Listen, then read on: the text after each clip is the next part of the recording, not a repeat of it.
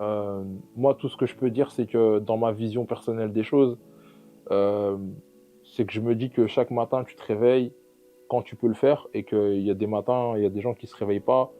Ils sont partis, il y a des choses qu'ils pensaient qu'ils allaient faire qu'ils n'ont pas faites. Ils ont entamé des choses qu'ils n'ont pas terminées.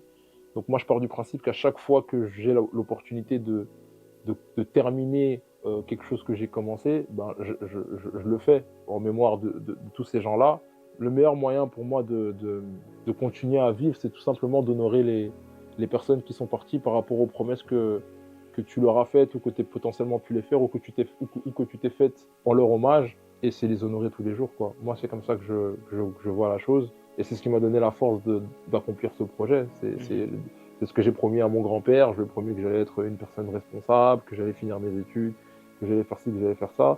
Et donc, quand je fais le projet, c'est ma manière à moi de le rendre hommage et de continuer à vivre. Moi, je fais partie des gens qui croient que tu meurs deux fois, tu vois. Mhm. La première fois que tu meurs, c'est quand tu quittes, tu quittes le corps terrestre et que tu arrives dans l'au-delà. Et puis la deuxième fois, c'est quand les gens t'oublient, Mhm. en fait. Quand les gens qui sont sur Terre t'oublient, tu vois. Et donc, c'est important pour moi, par exemple, de continuer à parler de mon grand-père, même à mon fils. Et c'est important pour moi de parler de lui.